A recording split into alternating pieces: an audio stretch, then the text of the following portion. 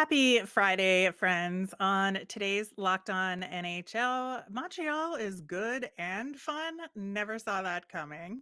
The trade deadline is looming, and we've got a look ahead to this weekend's full slate of games. All that and more on today's Locked On NHL.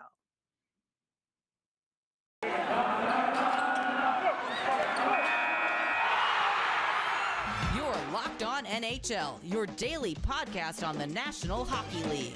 Part of the Locked On Podcast Network, your team every day.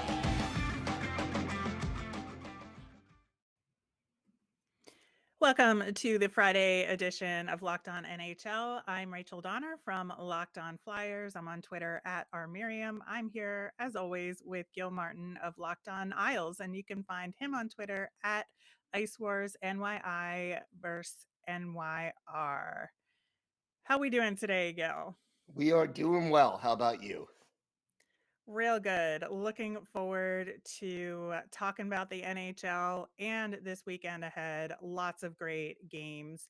Thanks for making Locked On NHL your first listen every day. We are free and available on all of your favorite podcasting platforms, and you can watch us over on YouTube.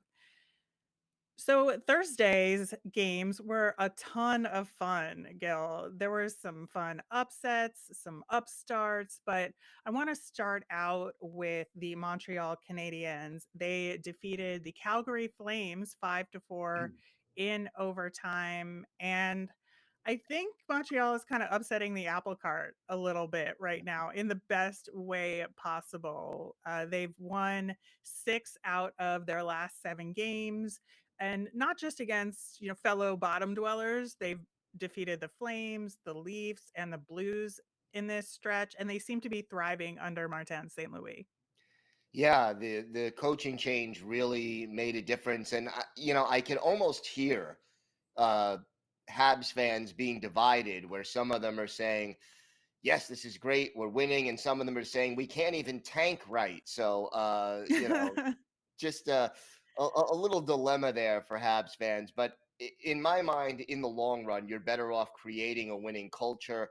And it's interesting to watch Martin St. Louis, a man with no professional coaching experience to speak of, but obviously a long and distinguished NHL career, coming out of nowhere, so to speak, and really lifting this Canadiens team to respectability in a very short amount of time. Yeah, it's been tremendous. And I think, a couple of players especially have done well in the Martin St. Louis era. I want to call out Nick Suzuki. He's got 3 goals, 5 assists in the last 5 games. Of course, he still leads the team in points, but I just feel like he's elevated his game up to that next level. Yeah, Suzuki has responded well to St. Louis, and it helps when you get your best players producing. That has a ripple effect usually down the lineup. It's hard to win when your best players aren't your best players, as the cliche goes. Yeah, and of course, the other player is Cole Caufield, who had just a really difficult start to his season, struggled a lot, but in his last 5 games, 2 goals and 5 assists. Yeah, it looks like the light has gone on, and again, with younger players, with inexperienced players, maybe the coaching change is responsible. Maybe he's just adjusting to the NHL game a little bit more. Most likely, it's a combination of the two. Yeah, I would say so. And it puts Montreal in a very interesting position. And we're going to talk more about the trade deadline in the next segment. But for Montreal specifically, 2 of the players that had been sort of on the block for a long time were Benchrot and Josh Anderson. And, Josh Anderson got a hat trick in that one game they lost to Winnipeg. And Benchrot was the hero in that game against Calgary. And you have to wonder, is this a situation where they can sell high and sell smart? The opportunity is certainly there if they still want to sell, and I would assume they do. I mean, there's no way they're making a playoff run this Right. year. So, this really could open them up to getting a little bit of extra at the trade deadline if they're willing to move on from some of these players who are hot right now. Exactly, exactly. And, we always say in sports, that's why they play the games, because you get upsets like Arizona's win over Colorado 2-1 in last night's action. And, the Avs are in a really strong position right now. They're definitely going to be buyers at the deadline. And just to see them struggle in one particular game against a bottom dwelling team just goes to show you, right? Yeah, it does. That is why they play the games. And when we watch if the Arizona Coyotes make a highlight film for this season, this game will be featured prominently. I bet. And then, looking at the Metropolitan Division, it seems like things are pretty close to being set in terms of who's going to make the playoffs, but where the position is still up for grabs in the East. And you look at a game where the Washington Capitals, who have been uneven over the last stretch, they shut out the Hurricanes, and Vitek Vanacek 36 saves in that effort. And in a now we know it's a preview of the Stadium Series game next year in Raleigh, but I think heading into trade deadline and where teams are supposed to be hitting their peak, we saw the Canes are not at the top of our power rankings. Could this bode well for a more veteran team like the Caps versus a more on the up team like the Canes? Yeah, it could. And, that experience when you get into the stretch drive and into the playoffs, that's where sometimes it can pay off. And the Capitals have been struggling a little bit lately. And to have them come up with this big win and get solid goaltending on top of it is very big. And, look, I'm not worried at this point about Carolina. I know that they're a quality team, that they'll be there come playoff time, but obviously a very disappointing loss.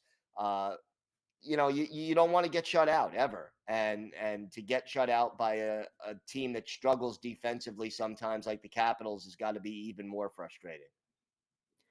I bet.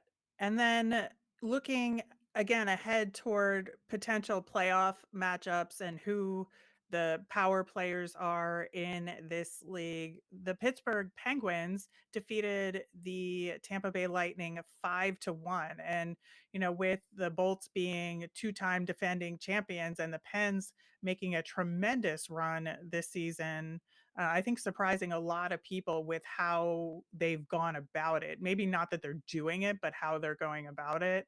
I think that is an interesting harbinger for what could be down the road.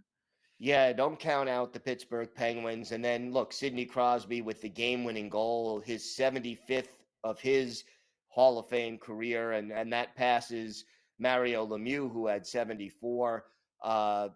Just an impressive performance right there by the Pens. And with the stars they have on that team, you can never count them out. No, you cannot. And, there's also a couple of teams out west, which is obviously more competitive than the Eastern Conference right now in terms of making the playoffs and playoff positioning. You saw two teams that are kind of neck and neck right now in the Pacific, in the Oilers and Vegas. Go down in their games. And while the Oilers did get a point out of it against the Blackhawks, the Bruins defeated Vegas. And so, those two teams, the Oilers and Vegas Golden Knights, are in delicate positions. Yeah, I love the Pacific Division heading down the stretch right now because, you know, LA is in second place and they have 65 points. Vancouver is in sixth place with 60 points, 5 points separating second place and home ice advantage in the first round of the playoffs, and a couple of teams that may not make the playoffs at all. So it's going to be a fun stretch drive and very interesting to see how some of the Pacific Division teams handle the trade deadline as well. Yeah, and we're going to talk more about that trade deadline coming up next. But first, let's hear about our friends at Built Bar. Absolutely. Nothing quite like a Built Bar. And look, Built Bar is this is the time of year I've pretty much given up on all my New Year's resolutions, but not this year. I'm sticking to my resolutions to eat right thanks to Built Bar. It almost feels like it's not really a resolution because I actually enjoy eating them. Have you tried the Puffs? If you haven't, you're missing out on one of Built Bar's best tasting bars. Puffs are the first ever protein infused marshmallow. They're fluffy, they're marshmallowy, they're not just a protein bar, they're a treat. And like all Built Bars, they're covered in 100% real chocolate. Puffs are a fan favorite. Listen to these incredible flavors: yummy cinnamony churro, coconut marshmallow. I love the banana cream pie. So good, they're going to be your new favorite. And look, most Built Bars contain just 130 calories, 4 grams of sugar, 4 net carbs, yet they pack 17 grams of protein. Compare that to a candy bar, which usually has around 240 calories, 30 grams of sugar, and dozens of net carbs. At Built Bar, they're all about the taste. They make it taste delicious first, then figure out how to make it healthy. And I don't know how, but they pull it off every time. Go to built.com, use promo code LOCKED15, and you'll get 15% off your order. That's promo code LOCK15 for 15% off at built.com. Thanks for making Locked On NHL your first listen. For your next listen, check out the Locked On Now podcast. It's nightly recaps of every NHL game with analysis from our local experts, free and available wherever you get your podcasts.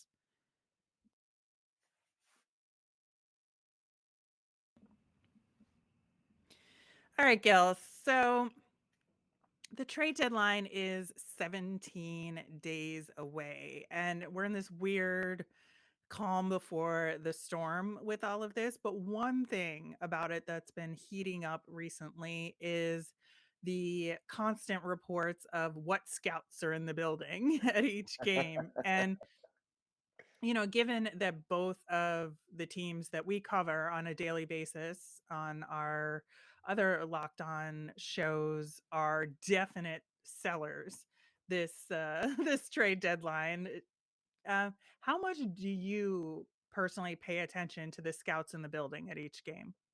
It's one of those things that it gives you sort of a little clue as to who's looking at who, but there's always speculation as specifically what player or players are scouts looking to see.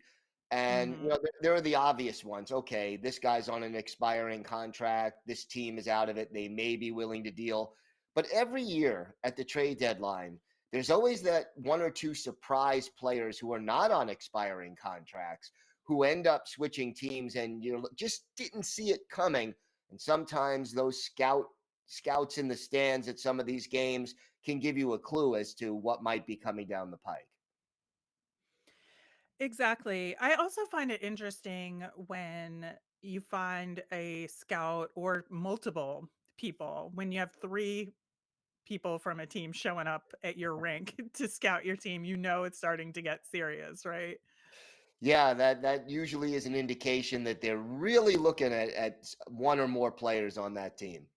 Well, and that's what's interesting to me. So, for me with the Flyers, it's very clear that Claude Giroux is on the trading block right now, and that the Colorado Avalanche are one of the front runners. So, we've seen Avalanche scouts in the building at Flyers games pretty regularly over the past several weeks. But I'm wondering, could there be more to the deal than Giroux if there's multiple players going back and forth? Just because, to me, I think Claude Giroux is a pretty much open book, right? You know who he is, you know who he isn't. So what do they need to scout with him? So are there potentially other players that could be involved because they could be looking at somebody else? And I also look at what other teams are there to kind of maybe give me an indication of what other players might be traded at trade deadline. So if there's a team, say, that needs a depth defenseman, I know that maybe this other team is going to be looking at Justin Braun, for instance, Mhm. on the Flyers. But what is your observation on that front? Yeah, it's always sort of tricky. The tough part is sometimes figuring out who some of the players they're looking at besides the obvious ones. And you talk about sending two or three scouts to a game and Claude Giroux. Yeah, you know who Claude Giroux is. You've been watching him play for so many years at a high level, but you send two or three scouts to a game to look at little subtle things that may not show up on film. How do his teammates react to him? Let's say he's coming off the ice at the end of a shift. What's the body language? What's the interaction between him and his teammates? Things that may not show up all the time on a game film. How does he act on the bench when he's not on the ice? How involved is he? Little things like that can make a difference as to how interested a team is in a particular player. Yeah, that's a really good point. In terms of maybe fine tuning what you think the value is on the trade based on some of those things to get the best deal possible for your team. And you can point to specific things from your scouts on that when you're negotiating. So I think that's a really good point there. And so I think there, in addition to the scouts in the press box that you're trying to keep an eye on, I think it has been interesting, at least from a Flyers perspective, because the New York Rangers are definitely buyers this year. They are in a tremendous position with all that success, a super hot goaltender in Igor Shesterkin to ride out through the rest of the season and into the playoffs. And they do have a lot of cap space as well. And I think that could potentially lead to some in division trades at the trade deadline, which is pretty unusual. It is unusual, not unheard of. And, one thing with the divisions now, each having 8 teams, that makes it a little easier to pull off an in division trade. But I think this year, with so many teams in at least in the East, and you mentioned the Metropolitan Division in particular, there's the haves and the have-nots, and it's pretty clearly demarcated as to which teams are which. For those reasons, you may see some more in division trades this year uh, because the immediate need is going to supersede, the long term prospects as far as the teams that are buyers. And it's going to be the flip side of that for the teams that are sellers. They're like, okay, we're not making the playoffs anyway. The Flyers and the Islanders and the Devils will say that. But, we can gain in the long run if we make a deal with Pittsburgh, for example, or Washington, Right. and so be it. It's not going to hurt us this year anyway. So yeah, I think that is indeed more likely this year with the clear teams that are in it versus teams that are out of it in the East, especially. And I think, if you look over at the West, we have a lot of bubble teams, which we do not have in the East. And that makes the trade deadline a little more complicated for them, right? No question, and it really also means that how some of those bubble teams do in the next 2 weeks. You get down to the last 72 hours, let's say, before the trade deadline. How they do in the next couple of weeks is going to determine: are they buyers? Are they sellers? Do they stand put? Uh, it makes these games over the next few weeks that much more important. Yeah, I think this year, perhaps more than the last couple of years, you're going to see a lot more deals happen right up to the last minute because teams are going to have to wait, to your point. And there are teams that you think are going to be sellers because they're in sort of the more outskirts of that bubble land, like your Dallas or your LA Kings or your Vancouver Canucks, I think may put that off and put any deals off into the last possible minute.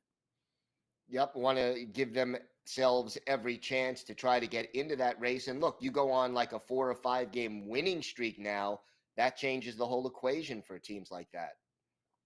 Right. And I think particularly for me, the Kings are the most interesting team in that group just because they've been sellers for so long, but now they've actually started to put together a good team with chemistry. And do they want to keep that going in future years, at the expense of maybe not getting a return that they could on a free agent or even on somebody under contract that in the past they might have just gone ahead and sold off. But they're going to start thinking a lot more medium long term, right?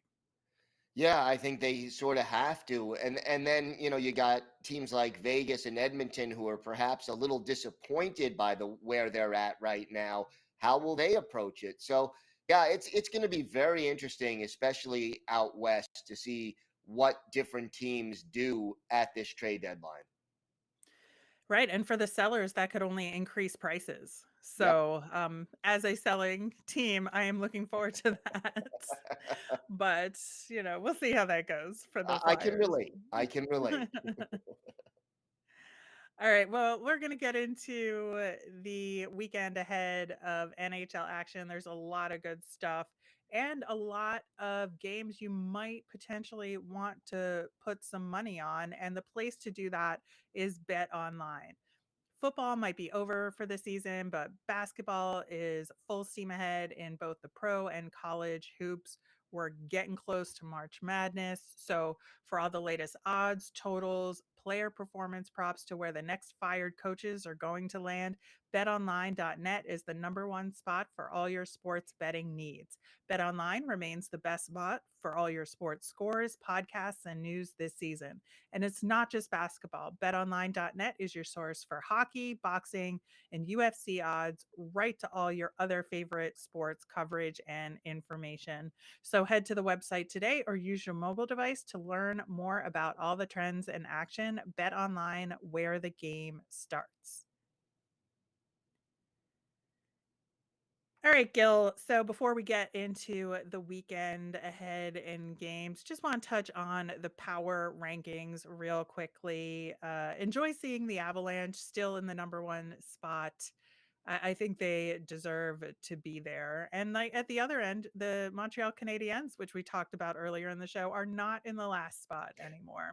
They are number 31. So you love to see it on both ends. 31 with a bullet. Yeah, it's good to see the Habs picking themselves up. I'm old enough to remember Montreal winning 4 straight cups in the late 70s and them just having this expectation of greatness year after year. And it's just weird seeing them at the very bottom of the power rankings and of the standings. So, nice to see them bumped up a spot or two. It really is. And I'm not the biggest Montreal Canadiens fan, but when they're good and they're fun, I think hockey is better for it. Yeah, I'd agree with that. All right, so Friday's games. I think the number one game, if you're gonna pick one, is Pittsburgh at Carolina. We talked about it earlier in the show. The Pens are creeping up on the Canes, but the Canes do have games in hand, so this is an important one for both teams. Yeah, and I think the fact that it's in Carolina makes it a little bit of an advantage for the Canes. And you sort of look at these two teams, and you know Carolina's dropped their last two. They don't want to start having a losing streak now. You're holding on to first place in the Metropolitan Division. Pittsburgh only 3 points back, but they've played 2 extra games, so they can't afford to slip up. It should be a high intensity game, and I like both of these teams. And then I think the other game you want to pay attention to, again, because of that tight Pacific playoff race, is Vegas versus Anaheim. Yeah, and the Ducks have been hanging around this year, and they sort of get a little hot, then they cool off. Not the most consistent team, but they're exciting to watch, and I've enjoyed watching them anytime I can. They need all the points they can get. Right now, they're 3 points behind Vegas, but Vegas has a game in hand. So, if Anaheim wants to move up in the standings, this is almost a must-win game for them. Absolutely. Saturday is, I think, an amazing day of hockey. There's a couple matinees featuring our team, so maybe you want to skip those. But I think Hockey Night in Canada is going to be on fire. on Saturday. I am especially interested in Montreal at Edmonton. We talked about Montreal in the first segment, and these are the two teams with the new coaches that are doing pretty well. Edmonton is holding on for third in the Pacific, but if they drop to that wild card spot, the central teams are right there in the wings. So, I think that it is in Montreal's best interest to play spoiler here. And I know Montreal fans enjoy it when they can do that against a team like Edmonton. And Edmonton really needs those points. Yeah, Edmonton really does, and you go on national TV up in Canada, more incentive for the Canadiens to not just play spoiler, but to do it in front of the whole country. Uh, I'm looking forward to that matchup, and then you have also Vancouver, Toronto. That's another great hockey. Two Canadian teams going at it on Saturday. That again, both those teams need the points. Vancouver right in the middle of that fight for one of the last playoff spots. Exactly. And, I think because of that playoff race happening, you're going to have to keep an eye out on Ottawa at Vegas Golden Knights to see if Vegas can keep up in that division as well. And then, if you're looking at the East, I think Columbus is enjoying a little bit of intermittent success. And it seems like maybe Patrick Laine is going to stick around just because he's been really successful there this year. And while the gap in points is pretty large, I know that Columbus, again, has just enjoyed playing spoiler over the course of this season. And, Boston is in that first wild card spot. So if they can take them down a notch, that would be great. Yeah, and I like the way Columbus has been playing as of late. They have won 7 of their last 10. Uh, they've struggled at times this season, but to me, if they can play spoiler, it definitely gives them some hope heading down the stretch for better things for next season, even if they're just going to fall a little short of a playoff berth this year. Exactly. And then the late game, Calgary at Colorado, two top teams going at it again, maybe previewing some potential playoff matchups. I feel like this is a kind of game that is going to have a playoff feel to it. Absolutely. And beating a team like Colorado would give Calgary a big confidence boost heading into the home stretch. And that would be a great series to watch if it does come down to that come playoff time. What's your Sunday looking like? Sunday, Sunday, Sunday. Okay. I'm looking at Dallas, Minnesota as an interesting game. It's a 4 o'clock Eastern time start. The former Minnesota team against the present Minnesota team, but you sort of look at the standings, and both of these teams are in the thick of that tight Western Conference race for those final playoff spots. So that to me is a focus.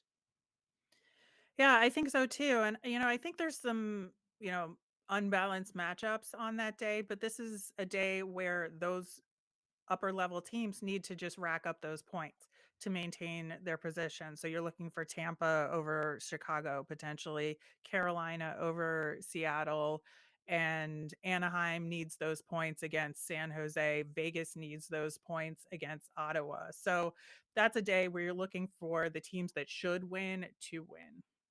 Yeah, and if you don't take those points against the so-called lesser teams or struggling teams, that could cost you home ice advantage, that could cost you a playoff spot, and it also can, damage your team's confidence heading down the stretch. So, if you're going to win, you're going to make the playoffs, you got to pick up the 2 points when they're available.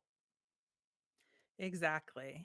Well, I think that'll do it for today's show. Thanks so much for listening. Gil, what have you got going on for the Monday show and Locked On Isles? Well, Locked On Isles. Isles are playing the Blues on Saturday, and not sure who I'm going to line up yet for the Monday show, but we'll look at some of the best stories from around the league and the biggest games from the weekend, and I'll put together a roster of 3 of our local experts to hit up for the Monday show. And on Locked On Flyers, we actually had a special interview my co-host Russ Cohen did with Kendall Coyne Schofield of the U.S. Women's National Team. So you should check that out. And then we'll both be back next Friday to recap the week that was and look ahead to the next weekend slate of games. You can find me on Twitter at our Miriam. Gil, where can people find you? Ice Wars NYR vs NYI.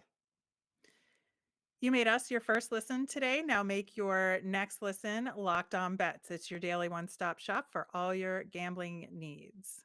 Locked On Bets, hosted by your boy Q with expert analysis and insight from Lee Sterling. Have a great weekend.